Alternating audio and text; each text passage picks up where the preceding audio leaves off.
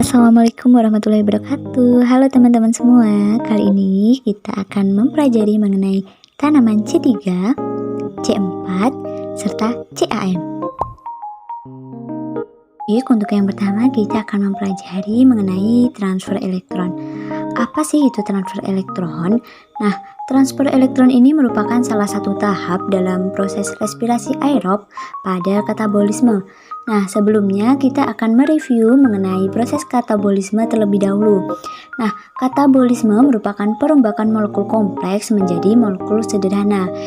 Contohnya yaitu molekul sukrosa diubah menjadi glukosa dan fruktosa, kemudian molekul protein yang diubah menjadi asam amino, kemudian ada lemak yang diubah menjadi asam lemak dan gliserol.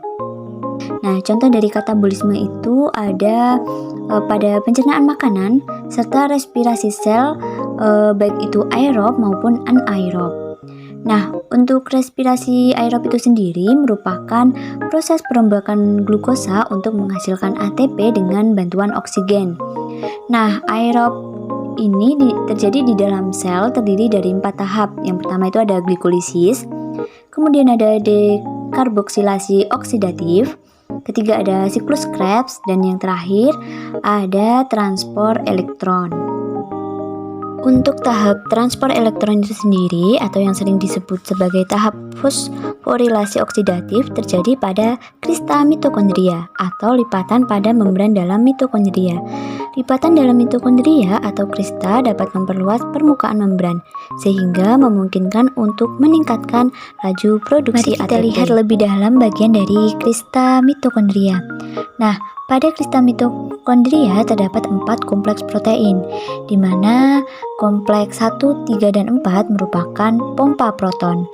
Nah, pompa proton ini nantinya akan bertugas untuk mengeluarkan ion H+ dari matriks mitokondria menuju ruang intermembran.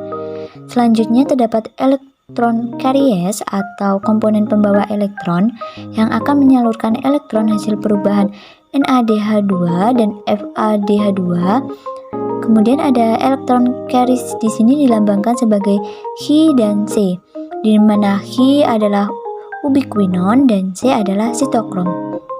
Selain itu, terdapat pula komponen lain berupa ATP sintase yang berfungsi untuk mengubah ADP menjadi ATP. Selanjutnya, kita akan membahas satu persatu fungsi kompleks protein pada krista mitokondria. Kompleks protein 1 berfungsi untuk mengubah NADH menjadi NAD+. Perubahan ini menyebabkan elektron terlepas dari NADH2, kemudian elektron tersebut akan bergerak menuju kompleks protein 1. Kemudian menuju ke elektron carriers ubiquinon, diantarkan menuju kompleks protein 3, bergerak menuju elektron carrier sitokrom C, dan masuk kembali melalui kompleks protein 4. Jalannya elektron dapat dilihat sebagai berikut. Elektron yang melewati kompleks protein 1, 3, dan 4 yang merupakan pompa proton akan mengaktifkan sistem transport membran sehingga mengirimkan atau memompa ion hidrogen dari dalam matriks mitokondria menuju ruang intermembran mitokondria.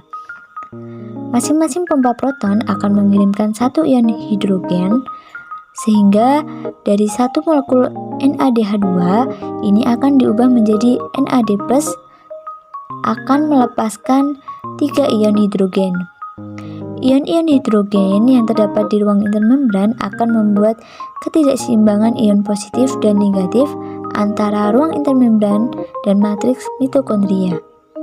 Sehingga ion hidrogen akan masuk kembali menuju matriks melalui kompleks ATP sintase. Masuknya ion hidrogen melalui ATP sintase akan memicu pembentukan ATP dengan pengikatan antara ADP dan P.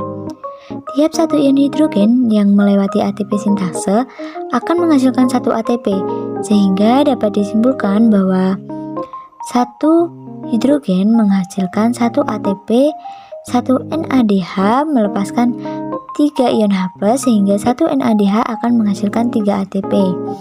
Nah, dari kesimpulan tersebut, kita dapat menghitung ATP yang terbentuk dari NADH yang dihasilkan dari tahap-tahap sebelumnya, di mana pada tahap glikolisis dihasilkan 2 NADH, pada dekarboksilasi oksidatif dihasilkan 2 NADH, dan pada siklus Krebs dihasilkan 6 NADH, sehingga pada respirasi aerob terbentuk NADH sebanyak 10.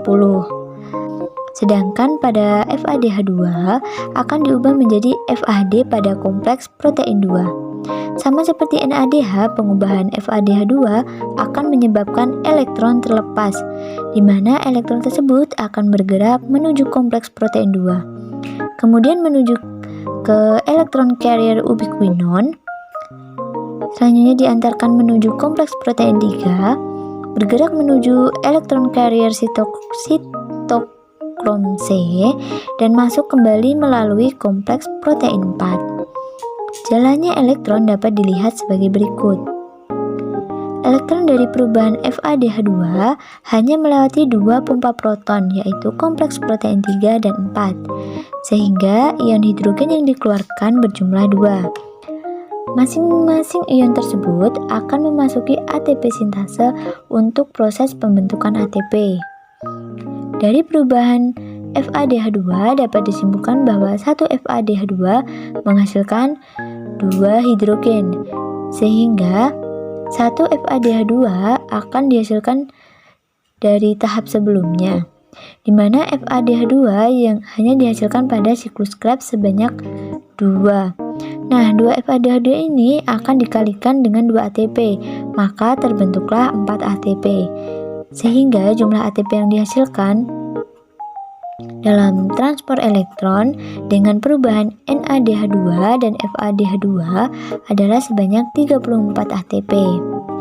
Nah, ternyata proses transport elektron belum selesai nih, mengingat sebelumnya terjadi pelepasan elektron dari NADH2 dan FADH2, di mana elektron-elektron ini tidak serta-merta menghilang, namun ditangkap oleh oksigen yang berperan sebagai aseptor elektron terakhir. Nah, kapan ya elektron oleh oksigen akan memicu oksigen untuk berikatan dengan ion H+ dan menghasilkan uap air? Nah, jadi hasil akhir dari transport elektron adalah 34 ATP dan uap air. Kita semua sudah tahu kalau tanaman menggunakan fotosintesis untuk menghasilkan energi dengan menggunakan sinar matahari. Tapi apakah kalian tahu kalau ternyata tumbuhan memiliki variasi fotosintesis, sehingga dikenal dengan tumbuhan C3, C4, dan CAM? Bagaimana sih proses fotosintesis pada tumbuhan C3, C4, dan CAM? Fotosintesis memerlukan bahan berupa C2 dan H2O dengan bantuan cahaya matahari dan klorofil untuk menghasilkan gula dan oksigen. Nah, fotosintesis terbagi menjadi 2 tahapan, yaitu reaksi terang dan reaksi gelap. Fotosintesis C3, C4, dan CAM memiliki bahan yang serupa, hanya berbeda pada beberapa langkah saja. Perbedaan ini terdapat pada tahapan reaksi gelap, sedangkan reaksi terang memiliki proses yang serupa. Selanjutnya, tumbuhan C3. Sebagian besar tumbuhan yang ada di bumi ini merupakan tipe C3, dengan contoh yang paling umum adalah padi, gandum, dan kedelai.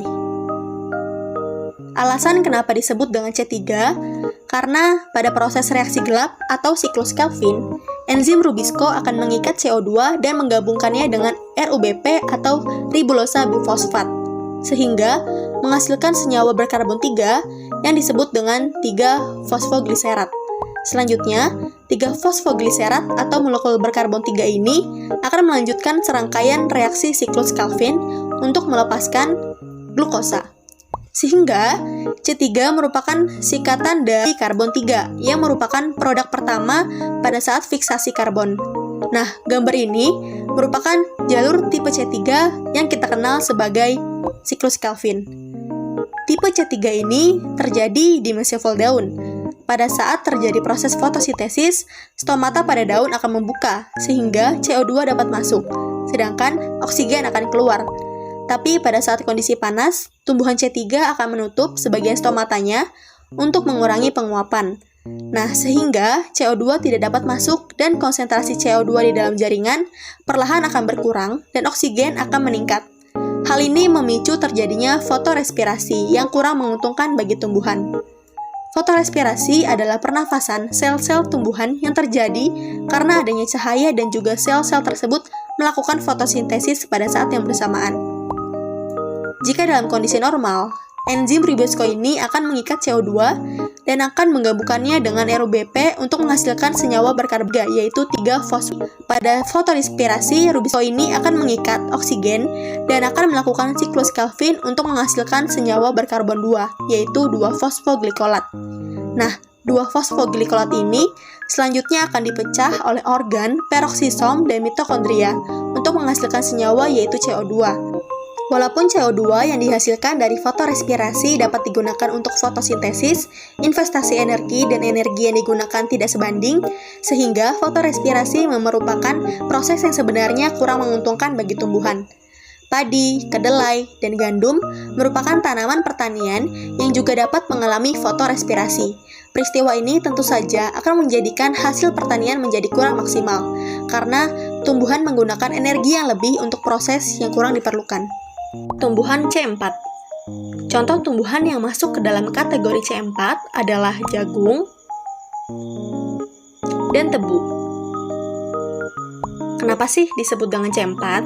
Karena enzim PEP karboksilase akan menangkap CO2 dan akan menggabungkannya dengan PEP hingga menjadi senyawa yang disebut dengan oksaloasetat yang memiliki karbon 4. Penangkapan CO2 ini terjadinya di mesofil. Selanjutnya, oksaloasetat akan dikonversi menjadi senyawa yaitu malat.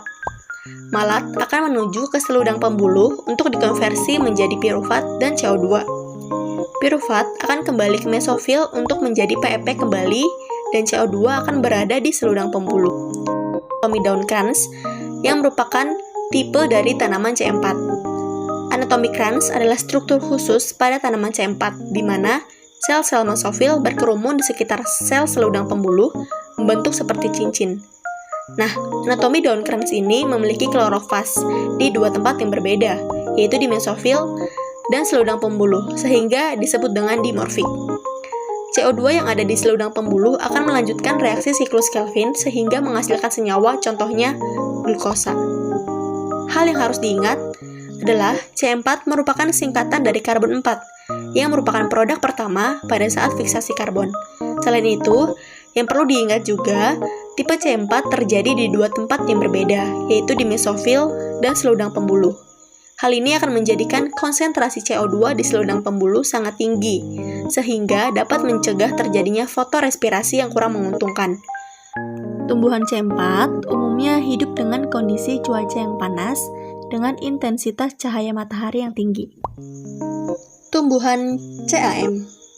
Kategori tumbuhan CAM adalah dari kelompok sekulen atau yang menyimpan air.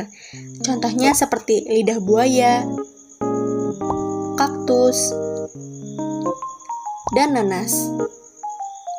Tumbuhan CAM merupakan singkatan dari Crassulaceae acid metabolism. Karena proses ini terjadi pertama kali pada famili Crassulaceae. Pada tumbuhan CAM, stomata pada daun akan menutup pada siang hari untuk mengurangi penguapan, sedangkan membuka pada malam hari untuk mengumpulkan CO2. Pada malam hari, CO2 akan ditangkap oleh enzim PEP karboksilase untuk digabungkan dengan PEP sehingga menghasilkan oksaloasetat. Selanjutnya, oksaloasetat ini akan dikonversi menjadi cahaya, yaitu malat, dan akan disimpan hingga pagi tiba. Pada saat pagi, stomata akan menutup, akan dikonversi menjadi pirufat dan CO2. Kemudian, CO2 akan menjadi siklus Calvin, dan pirufat akan dikonversi menjadi PEP lagi.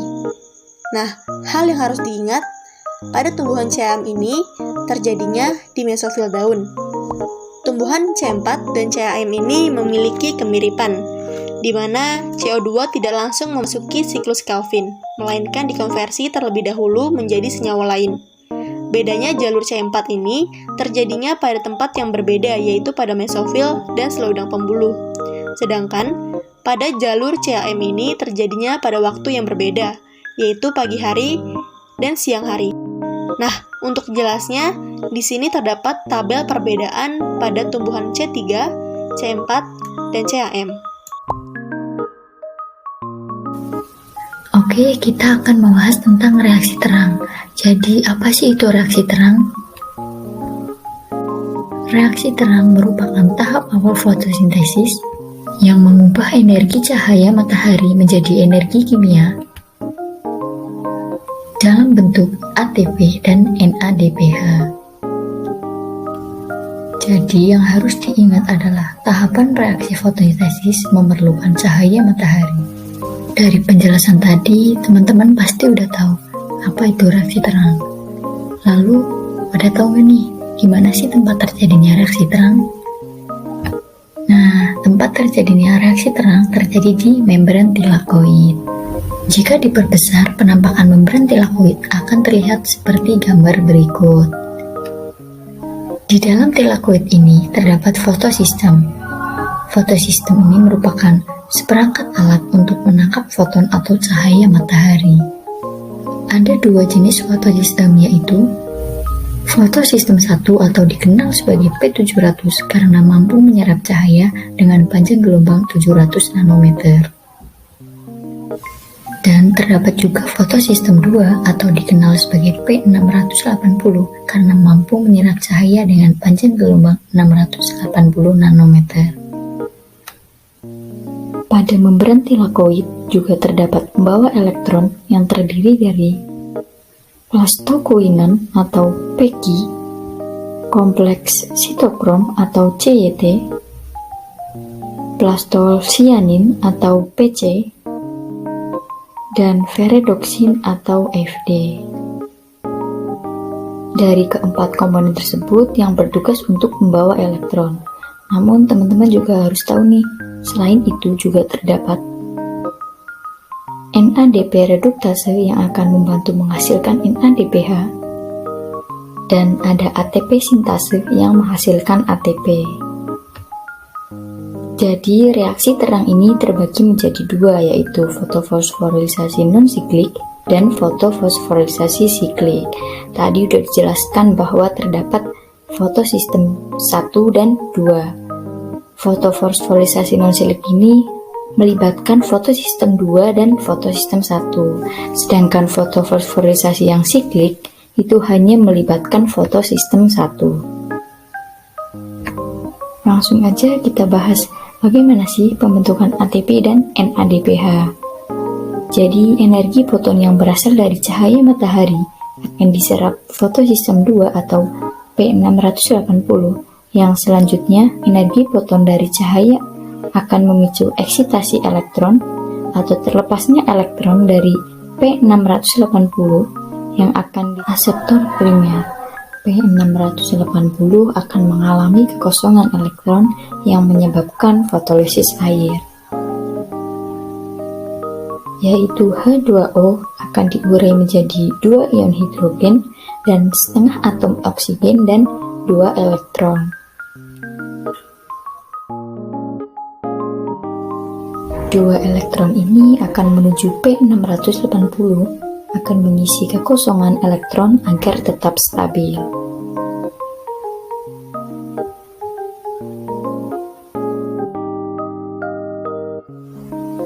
Lalu oksigen akan dilepas ke udara, sedangkan hidrogen untuk sementara waktu tinggal di ruang tilakoid. Selanjutnya, elektron akan meninggalkan P680. Jadi, elektron ini plastokoinon atau Pg, kompleks sitokrom atau CYT,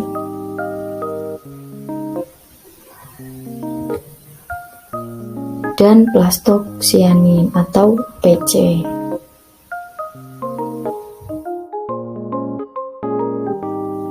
Pada saat plastokoinon mengirimkan elektron ke kompleks sitokrom 4 ion hidrogen yang ada di sitroma, yang nantinya akan bergabung dengan ion H hasil fotolisis menuju ATP sintase Pada saat melewati ATP sintase terjadi fotofosforisasi terhadap ADP dan P sehingga dihasilkan ATP. Ketika fotosistem 1 terkena cahaya, elektron yang ada di P700 akan terektisasi menuju reseptor primer sehingga keadaan fotosistem 1 tidak stabil. Biar stabil, maka harus diisikan kembali oleh elektron yang berasal dari P680. Maka elektron yang ada di plastosianin atau PC akan menuju P700. Yang selanjutnya, elektron P700 akan menuju ferredoksin untuk ditransfer ke NADP reduktase. Dan dengan elektron ini bersama dengan NADP+ dan ion H+ yang akan menjalani suatu reaksi sehingga membentuk NADPH. Dengan demikian, jalur non-siklik ini menghasilkan ATP dan NADPH. Sudah dijelaskan bahwa reaksi terang terbagi menjadi dua, yaitu fotofosforisasi non-siklik dan fotofosforisasi siklik. Dalam proses tadi dijelaskan bahwa termasuk pada fotofosforisasi non-siklik, yang mana melibatkan fotosistem 2 dan fotosistem 1. Baik, akan saya lanjutkan presentasi dari teman saya yang berjudul Sintesis Sukrosa dan Pati. Baik, di sini ada sintesis sukrosa dan pati. Nah, saya akan menjelaskan tentang sukrosa. Sukrosa itu secara khusus menjadi sangat penting karena zat ini sangat umum dan banyak ditemukan pada tanaman. Lalu, sukrosa glukosa bertindak sebagai sumber energi dalam sel-sel fotosintesis dan siap untuk ditranslokasi melalui flow menuju jaringan-jaringan yang tumbuh. Baik, akan saya lanjutkan tentang trifosfat. Nah, dari mana asalnya trifosfat ini? Trifosfat ini berasal dari hasil siklus Calvin, di mana terjadi pada sitosol dan tidak dalam kloropas, dinamakan siklus Calvin terjadi. Nah, di dalam trifosfat ini berubah menjadi 3 fosfat gliseraldehid, lalu kemudian pecah menjadi PI dan ditambah fruktosa 6-fosfat. Pada fruktosa 6-fosfat ini mengandung kedua unit glukosa yang dibutuhkan untuk menghasilkan sukrosa, tetapi kombinasi dari unit ini adalah tidak langsung, karena energi yang harus diberikan itu mengaktifkan unit glukosa. Lalu diturunkan menjadi glukosa 6-fosfat, lalu diturunkan lagi menjadi glukosa 1-fosfat yang hasil akhirnya itu adalah sukrosa. Baik, akan saya lanjutkan yaitu tentang pembentukan pati. Nah, di sini ada 3 pembentukan pati, yaitu yang pertama ada penyimpanan utama karbohidrat pada tanaman adalah dalam bentuk pati. Lalu yang kedua ada di dalam daun pati terakumulasi dalam kloropas, di mana ia dibentuk secara langsung dari fotosintesis di dalam organ penyimpanan. Lalu yang ketiga ada pati terakumulasi dalam amilopas yang dibentuk sering dengan terakomodasi source atau karbohidrat yang lain. Lalu di sini saya akan menjelaskan tentang pembentukan pati dalam tumbuhan. Nah, pada tanaman, pati selalu berada di dalam bentuk satu atau lebih butiran pati dalam sebuah plastik. Yang kedua, di sini jumlah pati dalam berbagai jaringan tanaman tergantung pada banyak faktor genetika dan lingkungan. Terus yang ketiga di sini ada di daun. Nah, di daun ini tingkat dan lama penyimpanan secara khusus sangat penting untuk jumlah pati yang ada di dalam tanaman tersebut. Baik, di sini saya akan menjelaskan tentang pati dibentuk pada siang hari pada saat fotosintesis itu berlangsung melalui kombinasi antara kecepatan, respirasi, dan translokasi. Beberapa dari pati akan menghilangkan pada malam hari yang disebabkan oleh proses respirasi dan translokasi. Nah, kita telah banyak memakan bagian tanaman yang kaya dengan pati non-fotosintesis seperti umbi, kentang, pisang, biji-bijian, tanaman pangan, dan mungkin logam yang merupakan bahan pangan yang populer bagi kita. Yang selanjutnya ada faktor-faktor yang mempengaruhi fotosintesis. Laju fotosintesis itu dipengaruhi oleh beberapa faktor. Yang pertama, kadar CO2 di udara, di mana laju fotosintesis meningkat seiring bertambahnya kadar CO2. Namun, ketika kadar CO2 terlalu tinggi akan menyebabkan stomata tertutup yang akan menjadikan laju fotosintesis terganggu. Kedua, ada suhu, di mana kenaikan suhu pada titik tertentu akan meningkatkan laju fotosintesis. Namun, suhu yang terlalu tinggi tidak baik dikarenakan dapat mengganggu proses metabolisme sel.